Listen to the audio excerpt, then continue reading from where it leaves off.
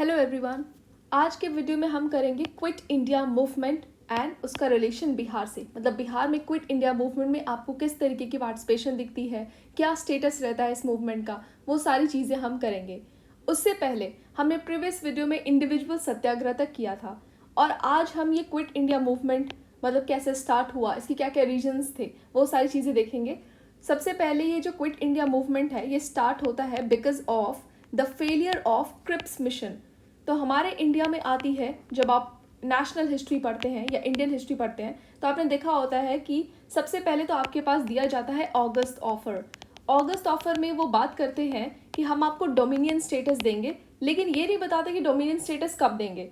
उसके बाद August offer में वो बोलते हैं कि इंडियंस का पार्टिसिपेशन जो एग्जीक्यूटिव काउंसिल है उसमें हम इंक्रीज करेंगे।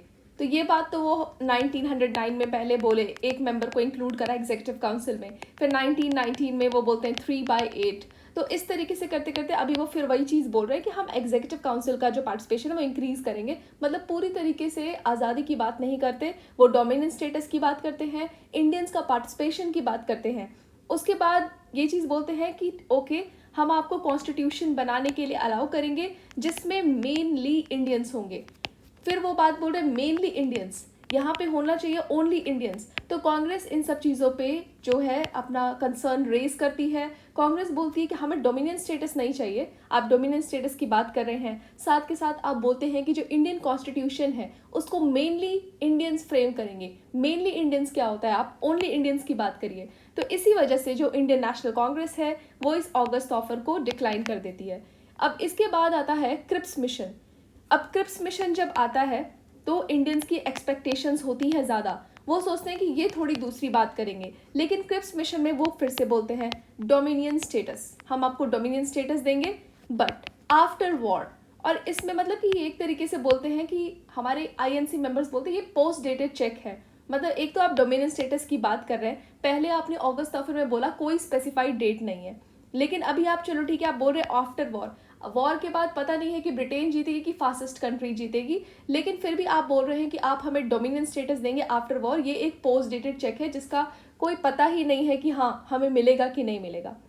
उसके बाद यहाँ पे ये जो क्रिप्स मिशन है ये बोलती है कॉन्स्टिट्यूशन मेकिंग बॉडी बनाई जाएगी जिसमें आपके मेंबर्स प्रोविंशियल असेंबली से भी होंगे, प्रिंसली स्टेट से भी होंगे। लेकिन ये जो आईएनसी है जब ये हमारी बोलते हैं क्रिप्स मिशन की बात करती है, तो क्रिप्स मिशन जब बोलते हैं कि हम आपको डोमिनियन स्टेटस आफ्टर वॉर देंगे, तो ये पोस्ट डेटेड चेक या फिर बोल सकते हैं फ्रॉम अ क्रम्बलिंग बैंक। तो ऐसी बैंक जो कि मतलब जिसका कोई स्टेटस ही नहीं है, कब मतलब इतनी वीक है, मतलब एक तरीके से इस वॉर में हमें पता ही नहीं है कि रिजल्ट क्या आने वाला है, लेकिन फिर भी आप हमें इतनी गारंटी के साथ बोल रहे हैं कि हम आपको वॉर के बाद डोमिनियन स्टेटस देंगे। आपका खुद का भी श्योर नहीं है कि आप इस वॉर में जीतेंगे कि क्या होगा, आपका स्टेटस क्या होगा। तो भी इस आईएनसी जो है इस क्रिप्स मिशन को रिजेक्ट कर देती है और इसके बाद क्विट इंडिया मूवमेंट लॉन्च होता है। हमारे जो मेंबर्स होते हैं उन्हें समझ में आ जाता है कि ये कुछ नहीं कर रहे, ये हमें इंडिपेंडेंस देने के मूड में नहीं है, ये बस हमें डोमिनियन स्टेटस या फिर दूसरी चीज़ों से, जैसे अब तक 1909 से अब तक ये रिफॉर्म्स देते आए हैं उसी तरीके का ये रिफॉर्म दे रहे हैं ताकि ये हमें अभी भी रूल कर सके। सो क्विट इंडिया मूवमेंट को लॉन्च किया जाता है 1942 में ग्वालियर टैंक बॉम्बे के पास से। अब इस मूवमेंट को वैसे बोला जाता है one of the greatest upsurges of the modern history. इसको हम लीडरलेस मूवमेंट भी बोलते हैं, इसको हम स्पॉन्टेनियस मूवमेंट भी बोलते हैं, साथ ही साथ बहुत वायलेंट भी होता है ये। तो ये सारी चीज़ इसकी कैरेक्टरिस्टिक्स हैं, अभी हम इसके बारे में पढ़ेंगे। लीडरलेस इसलिए होता है, वो हम देखेंगे कि यहाँ पे सारे लीडर्स को अरेस्ट कर लिया जाता है। जैसे ही हमारे Mahatma Gandhi the father of the nation slogan देते हैं डू एंड डाई का, वो लोगों में इस के थ्रू एक मैसेज देते हैं कि आपको या तो करना है या तो मरना है, मतलब आपके ऊपर है सब कुछ। इस मैसेज के बाद उन्हें अगले ही दिन अरेस्ट कर लिया जाता है और जितने लीडर्स होते हैं उन सबको अरेस्ट कर लिया जाता है। तो यहाँ पे जो कॉमन पीपल हैं, जो रेवोल्यूशनरीज हैं, वो इम्पॉर्टेंट रोल प्ले करते हैं। वो बोल सकते हैं काफ़ी कुछ सीख चुके होते हैं अपने लीडर से और इस मूवमेंट को आगे लेके जाते हैं। सो ये लीडरलेस मूवमेंट रहता है। यहाँ पे बिहार का भी बहुत ही इंपॉर्टेंट रोल आपको इसमें देखने को मिलता है। जो अगर हम बात करें, ये जो रेजोल्यूशन था, कांग्रेस वर्किंग कमेटी ने इस रेजोल्यूशन को बॉम्बे में 5 अगस्त 1942 को पास करा था। क्विट इंडिया रेजोल्यूशन इस मूवमेंट से रिगार्डिंग 5 अगस्त को पास होता है, जो कि डिमांड करती है कि ब्रिटिश पावर विड्रॉ करे हमारे इंडिया से। हमारे बिहार में भी जो डॉक्टर राजेंद्र प्रसाद है वो लीड करते हैं इस टाइम पे, और वहाँ पे जो कांग्रेस कमेटी होती है वो क्विट इंडिया का आउटलाइन प्रिपेयर करती है 31 जुलाई 1942। उसके बाद आपका जैसे 5 अगस्त 1942 को जब ये रेजोल्यूशन पास हो रहा है, उसके बाद यहाँ पे 8 अगस्त को आईएनसी इस प्रपोजल को अप्रूवल दे देती है, जो भी ये क्विट इंडिया मूवमेंट है, और गांधी जी 8 अगस्त को ये डू और डाई वाला स्लोगन देते हैं। मतलब यहाँ 8 अगस्त को आईएनसी से अप्रूवल दे देती है, हमारे जो लीडर हैं the father of the nation do और डाई का स्लोगन देते हैं। और अब जब ब्रिटिशर्स को समझ में आ जाता है कि अब इन्होंने इस मैसेज के थ्रू लोगों में बोलते हैं एंथुजियाज्म वगैरह डाल दिया है, लोगों में कमांड दे दी है कि वो करें या मरे, तो इसके बाद ऐसा कोई आउटब्रेक जैसा उन्होंने अभी तक झेला है, इतने सारे मूवमेंट्स देखे हैं, तो ब्रिटिशर्स सोचते हैं कि ऐसा कोई आउटब्रेक ना हो। तो इसी जैसे कि अभी मास सीडीएम हुआ था इससे पहले, तो जो गवर्नमेंट है वो 9 अगस्त के सुबह ही सुबह अर्ली आवर्स में ही सारे लीडर्स को, महात्मा गांधी और जो भी मेंबर्स थे कांग्रेस वर्किंग कमेटी के, उन सबको अरेस्ट कर लेती है। आईएनसी को बैन कर दिया जाता है, इलीगल ऑर्गेनाइजेशन डिक्लेयर कर दिया जाता है, न्यूज़पेपर्स को बैन कर दिया जाता है। तो इस तरीके से ऐसा आउटब्रेक प्रिवेंट करने के लिए जो ब्रिटिशर्स है ये सारी चीज़ें करते हैं ताकि वो हमें कंट्रोल कर सकें। बिहार में हमारे नेशनलिस्ट भी अरेस्ट होते हैं। उस टाइम पे हमारे जो पटना के डीएम होते हैं हमारे क्विट इंडिया मूवमेंट के टाइम पे, वो हैं WG आर्चर। तो वो क्या करते हैं, वो हमारे लीडर्स डॉक्टर राजेंद्र प्रसाद या फिर आप बोल सकते हैं JP नारायण, इन सबको अरेस्ट करते हैं, बहुत सारे लीडर्स को अरेस्ट करते हैं। सो यहाँ पे हमारे जो डॉक्टर राजेंद्र प्रसाद जी हैं उन्हें 9 अगस्त 1942 को अरेस्ट कर लिया जाता है और इन्हें भेज दिया जाता है बांकीपुर जेल में। साथ ही साथ यहाँ पे लोग प्रोटेस्ट कर रहे होते हैं, तो गवर्नमेंट के उन लोगों को रिप्रेशंस झेलने पड़ते हैं। अब ये सब चीज़ देखते हुए हमारे जो एडवोकेट जनरल होते हैं बलदेव सहाय, वो रिज़ाइन कर देते हैं। अब राजेंद्र प्रसाद के साथ साथ और भी लीडर्स अरेस्ट होते हैं, जैसे फूलन प्रसाद वर्मा, श्री कृष्ण सिंह, अनुग्रह नारायण सिन्हा। तो ये सारे लीडर्स, हमारे जो इंपॉर्टेंट लीडर्स हैं बिहार के, उन्हें अरेस्ट कर लिया जाता है। अनुग्रह नारायण सिन्हा को अरेस्ट किया जाता है 11 अगस्त। 11 अगस्त को जब हमारे अनुग्रह नारायण सिन्हा जी अरेस्ट होते हैं, इसके प्रोटेस्ट में जो स्टूडेंट्स हैं वो नेशनल फ्लैग होइस्ट करने के लिए पटना सेक्रेटेरिएट की तरफ मार्च करते हैं।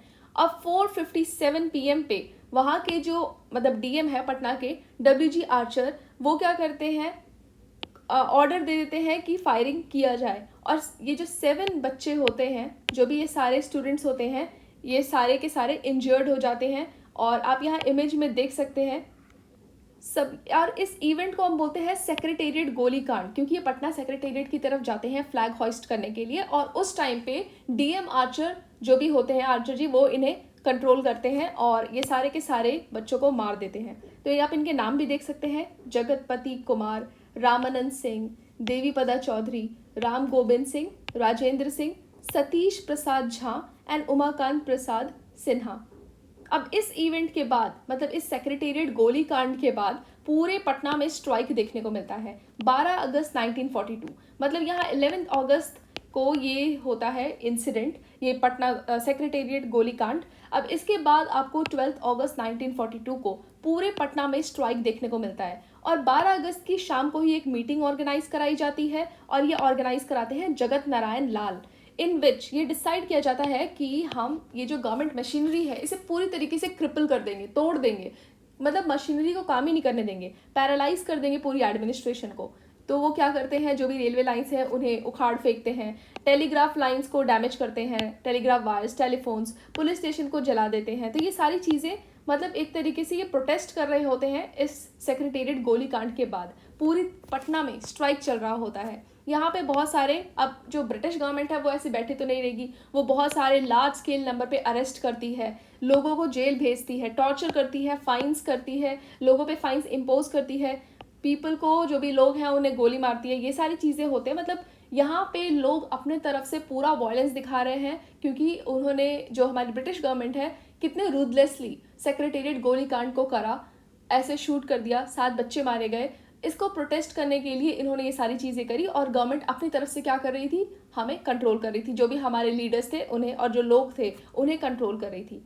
अक्टूबर नवंबर 1942 को जो मूवमेंट है थोड़ा कमज़ोर पड़ जाता है, लेकिन यहाँ पे भी क्विट इंडिया मूवमेंट रुका नहीं। यहाँ पे अब रोल आता है हमारे रेवोल्यूशनरीज़ का। यहाँ पे बोलते हैं कि अंडरग्राउंड एक्टिविटीज़ आपको देखने को मिलेगी।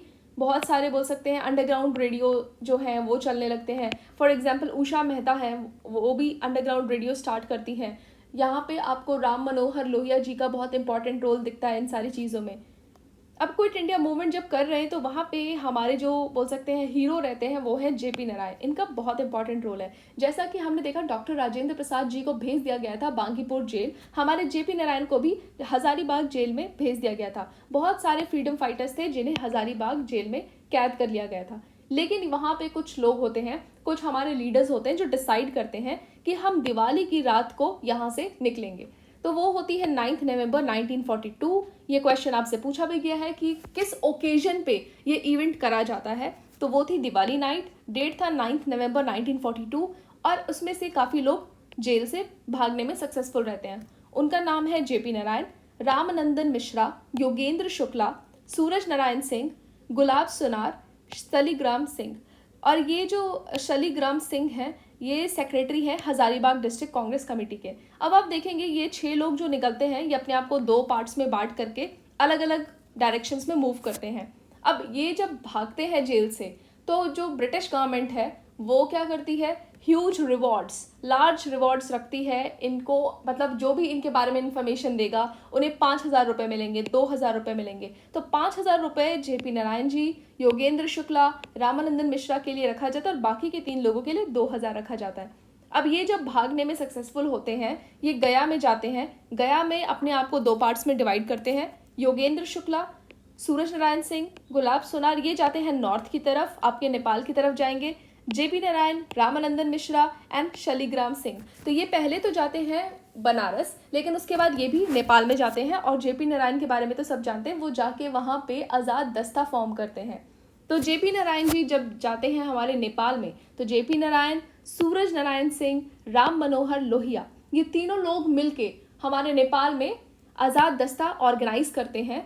और यहाँ पे हमारे ही बोल सकते हैं नेपाल में जो किस जगह पे होता है वो है राजविलास जंगल, बकरी का टापू। सो इतना इन्फॉर्मेशन है। तो इन 3 लीडर्स का इंपॉर्टेंट रोल रहता है इसमें, जेपी नारायण, सूरज नारायण सिंह एंड राम मनोहर लोहिया। अब यहाँ पे जो बॉम्ब की ट्रेनिंग है, बॉम्ब कैसे बनाना है या फिर कैसे यूज़ करना है, तो एक तरीके से मिलिट्री ट्रेनिंग प्रोवाइड करी जाती है नित्यानंद सिंह द्वारा। आज़ाद दस्ता आर्मी को नित्यानंद सिंह यहाँ पे ट्रेनिंग प्रोवाइड करते हैं। अब उसके कुछ महीने बाद ही जो जेपी नारायण जी हैं उन्हें अरेस्ट कर लिया जाता है।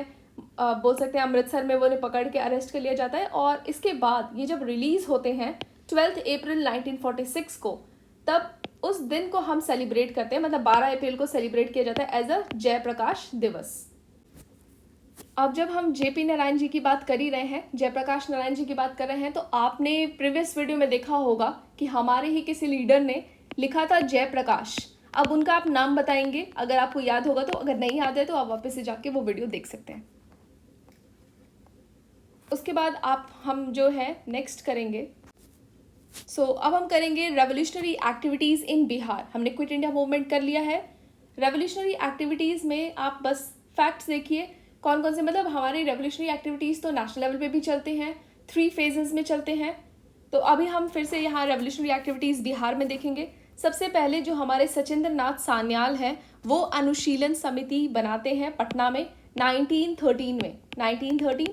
उसके बाद हैं बंकिम चंद्र मित्र, इन्होंने हिंदू बॉयज़ एसोसिएशन फॉर्म करी थी और इनका बाद में बनारस कॉन्स्पिरेसी केस में अरेस्ट हुआ था। पटना युवक संघ, ये सब ना आपसे फैक्ट पूछ लिया जाता है कि पटना युवक संघ कौन से साल में बना था और इनके प्रेसिडेंट कौन थे। बिहारी युवक संघ, पाटलिपुत्र युवक संघ, तो ये ना आपके लिए बस फैक्ट्स इंपॉर्टेंट है। पटना युवक संघ 1927 में बना था और ये बनाया था मनिंद्र नारायण रॉय ने, और इनके जो प्रेसिडेंट थे वो हैं कृष्ण वल्लभ सहाय। बिहारी युवक संघ 1928 में बनता है और ये मोतिहारी में बनता है। पाटलिपुत्र युवक संघ 1929, मतलब आप देख सकते हैं एक एक साल के गैप पे यहाँ पे ये संघ या ऑर्गेनाइजेशंस बन रही हैं। पटना युवक संघ, बिहारी युवक संघ, पाटलिपुत्र युवक संघ।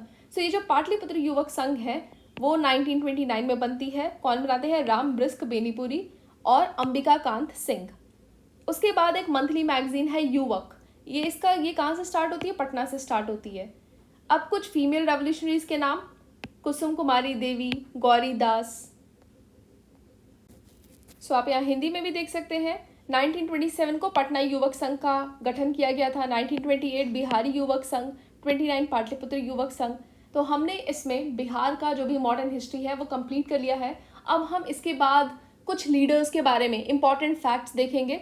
अब इससे पहले हम इसे रिवाइज कर लेते हैं, जो भी आज हमने पढ़ा है उसके बारे में हम पढ़ लेते हैं, वापस से रिवाइज कर लेते हैं। सबसे पहले अगर हम देखें तो हमने पढ़ा क्विट इंडिया मूवमेंट के बारे में। हमने देखा क्विट इंडिया मूवमेंट क्यों आया था? फेलियर ऑफ क्रिप्स प्रपोजल, जो भी क्रिप्स मिशन आया था हमारे बिहार में, उसके फेलियर के बाद उनकी कुछ बोलते हैं कि उन्होंने कुछ हमें रिफॉर्म्स दिए थे जो हमें पसंद नहीं आया। उसके बाद हमारे जो लीडर्स हैं क्विट इंडिया मूवमेंट को लॉन्च करते हैं। कांग्रेस वर्किंग कमेटी इसका रेजोल्यूशन पास करती है 5 अगस्त 1942 को। और उसके बाद यहाँ पे हमारे बिहार में जो डॉक्टर राजेंद्र प्रसाद जी हैं उनके लीडरशिप में भी क्विट इंडिया मूवमेंट का एक आउटलाइन प्रिपेयर किया जाता है। 5 अगस्त को रेजोल्यूशन जो है कांग्रेस वर्किंग कमेटी पास करती है।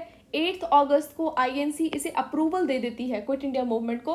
और गांधी जी यहाँ पे डू और डाई का स्लोगन देकर जो भी इस मूवमेंट का कंट्रोल है वो कॉमन मैन, जो भी लोग हैं रेवोल्यूशनरीज हैं, उनके हाथ में देके चले जाते हैं। क्योंकि इस मूवमेंट में ये लीडरलेस मूवमेंट रहता है, सारे लीडर्स को अरेस्ट कर लिया जाता है।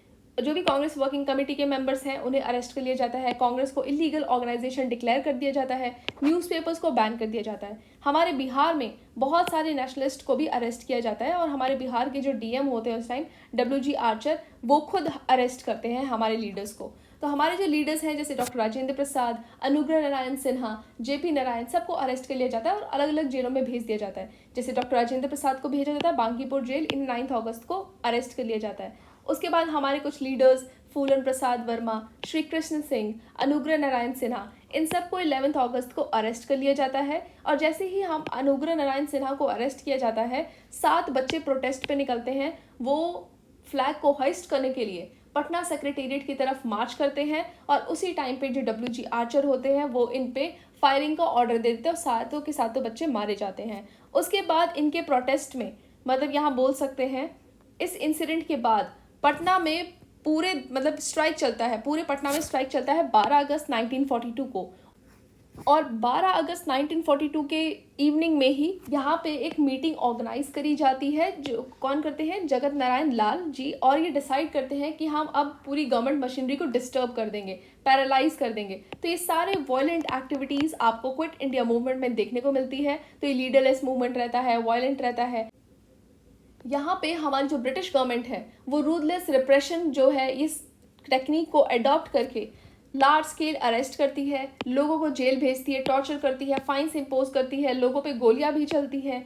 उसके बाद जो है जो मूवमेंट है थोड़ा सा कमज़ोर जब पड़ता है, मतलब अगस्त में तो लॉन्च होता है, अक्टूबर नवंबर आते आते थोड़ा कमज़ोर पड़ जाता है। लेकिन यहाँ पे जो हमारे रेवोल्यूशनरीज हैं वो इम्पॉर्टेंट रोल प्ले करते हैं। वो अंडरग्राउंड एक्टिविटीज़ को चालू रखते हैं, लोगों में एंथुजियाज्म भरते रहते हैं और इन्फॉर्मेशन को फैलाते रहते हैं। फिर यहाँ पे जो हमारे JP नारायण जी हैं उनका क्विट इंडिया मूवमेंट में बहुत इंपॉर्टेंट रोल है। मतलब बहुत सारे जो हमारे लीडर्स होते हैं इंक्लूडिंग JP नारायण, उन्हें हज़ारीबाग जेल में कैद कर लिया जाता है। तो ये डिसाइड करते हैं कि हम दिवाली नाइट को यहाँ से निकलेंगे और जेल से भाग निकलने में सक्सेसफुल रहते हैं ये 6 लोग। उसके बाद ये जाते हैं गया में जाने के बाद ये आपस में 2 पार्ट में बांट कर लेते हैं। और उसके बाद ये आपस में जब डिवाइड हो जाते हैं 2 पार्ट्स में, और ये एक दूसरे को मतलब एक जो सेक्शन है वो नॉर्थ जाता है, एक जाता है बनारस। बाद में ये सब मिलते हैं नेपाल में, जहाँ पे ये फॉर्म करते हैं आज़ाद दस्ता, राजविलास जंगल में, बकरी का टापू। और यहाँ इसी जगह पे जो आज़ाद दस्ता की आर्मी होती है उसे बॉम्ब ट्रेनिंग प्रोवाइड कर रहे होते हैं नित्यानंद सिंह। और कुछ महीने बाद ही हमारे जो JP नारायण जी हैं उनको अरेस्ट कर लिया जाता है। और फाइनली वो 1946 में छूटते हैं यहाँ से 12 अप्रैल को। और इस दिन को हम जयप्रकाश दिवस के रूप में मनाते हैं। अब JP नारायण के बारे में ये फैक्ट्स भी हमने पढ़ लिया था। इसके बाद आप यहाँ हिंदी में इनके बारे में देख सकते हैं। अब यहाँ पे हम चलते हैं रेवोल्यूशनरी एक्टिविटीज़ इन बिहार में कुछ रेवोल्यूशनरी एक्टिविटीज़ फैक्ट्स इंपॉर्टेंट है। सचिंद्रनाथ सान्याल जो हैं वो अनुशीलन समिति का गठन करते हैं 1913 पटना में। बंकिम चंद्र मित्र हिंदू बॉयज़ एसोसिएशन इसको फॉर्म करते हैं और इनको बनारस कॉन्स्पिरेसी केस में बाद में अरेस्ट कर लिया जाता है। पटना युवक संघ, बिहारी युवक संघ, पाटलिपुत्र युवक संघ, एक बोल सकते हैं, एक 1927, 28 एंड 29 इनका फॉर्मेशन होता है। पटना युवक संघ के प्रेसिडेंट जो होते हैं वो होते हैं कृष्ण वल्लभ साय एंड पाटलिपुत्र युवक संघ फॉर्म करते हैं राम रिस्क बेनीपुरी, अंबिका कांत सिंह। फिर आपने मंथली मैगजीन के बारे में देखा था, फिर कुछ फीमेल रेवोल्यूशनरीज के बारे में भी पढ़ा था। तो हमने यहाँ पे हमारा जो क्विट इंडिया मूवमेंट है, द रेवोल्यूशनरीज ऑफ बिहार, ये सारी चीज़ें कर ली हैं। अब इसके बाद हम ये कोशिश कर सकते हैं आपके लिए कि जो भी हमारे लीडर्स हैं उनके बारे में कुछ इंपॉर्टेंट फैक्ट्स आपको यहाँ पे प्रोवाइड कर दिए जाएं, जो कि आपके एग्जाम में काफ़ी हेल्पफुल रहेगा। तो आपका बिहार मॉडर्न हिस्ट्री तो यहीं पे कंप्लीट हो जाता है, लेकिन स्टिल आपको कुछ इंपॉर्टेंट लीडर्स, जैसे आप बोल सकते हैं सर्चलाइट न्यूज़पेपर किन्होंने पब्लिश करा था, या फिर जो हमारे हसन इमाम जी हैं उनका क्या बिहार में रोल था, मतलब लीडर वाइज हम पढ़ सकते हैं थोड़ा बहुत। सो अगर आपको अच्छा लगा हो तो इसे लाइक करिए और चैनल को सब्सक्राइब करिए। Thank you.